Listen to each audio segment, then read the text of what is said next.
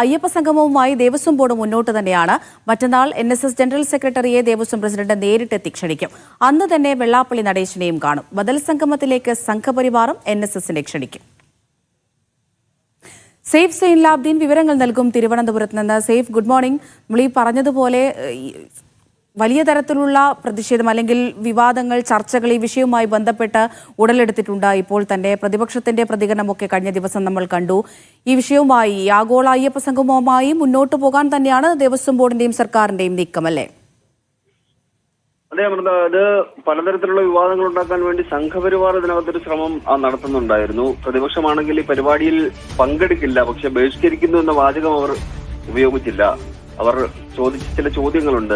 സംസ്ഥാന സർക്കാർ നേരത്തെ നൽകിയ സത്യവാങ്മൂലത്തിൽ മാറ്റം വരുത്തുമോ, അങ്ങനെ അടക്കം 3 ചോദ്യങ്ങൾ പ്രതിപക്ഷ നേതാവ് സർക്കാരിന് മുന്നിലേക്ക് വെച്ചിരുന്നു. അതിൽ നിന്ന് സ്കിപ്പ് ചെയ്യാൻ വേണ്ടിയാണ് ദേവസ്വം മന്ത്രി ശ്രമിച്ചത്. അത് സബ്ജുഡീസ് ആയ വിഷയമാണ്, അത് കോടതിയിലിരിക്കുന്ന വിഷയമായതുകൊണ്ട് താൻ അതിനകത്ത് മറുപടി പറയേണ്ട കാര്യമില്ല എന്ന് പറഞ്ഞുകൊണ്ട് അദ്ദേഹം ഒഴിഞ്ഞു മാറിയിരുന്നു.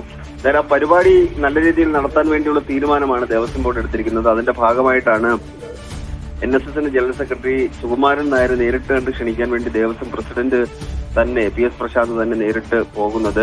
മറ്റന്നാൾ നേരിട്ട് പെരുന്നയിലെത്തി അദ്ദേഹത്തെ ക്ഷണിക്കാനാണ് തീരുമാനിച്ചിരിക്കുന്നത്. അതേസമയം തന്നെ അന്ന് അദ്ദേഹത്തെ കണ്ടതിന് ശേഷം തന്നെ വെള്ളാപ്പള്ളി നടേശനെ, SNDPO ജനറൽ സെക്രട്ടറി വെള്ളാപ്പള്ളി നടേശനെയും അന്ന് തന്നെ ആ പരിപാടിയിലേക്ക് ക്ഷണിക്കും.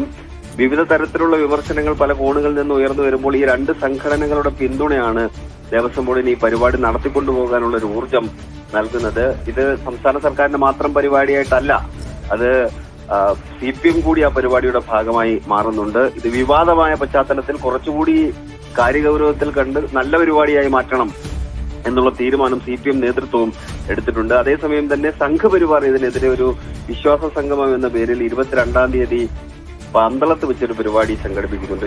ശബരിമല കർമ്മസമിതി, പന്തളം കൊട്ടാരം, ഹിന്ദു ഐക്യവേദി എല്ലാവരും കൂടെ ചേർന്നിട്ടാണ് ആ പരിപാടി സംഘടിപ്പിക്കുന്നത്.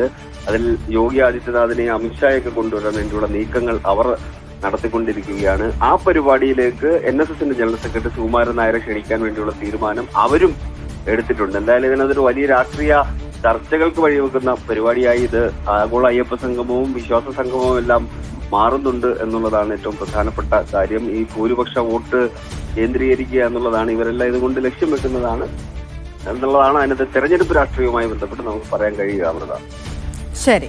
സേഫ് സൈൻലാബ്ദീനാണ് വിവരങ്ങൾ നൽകിയത്.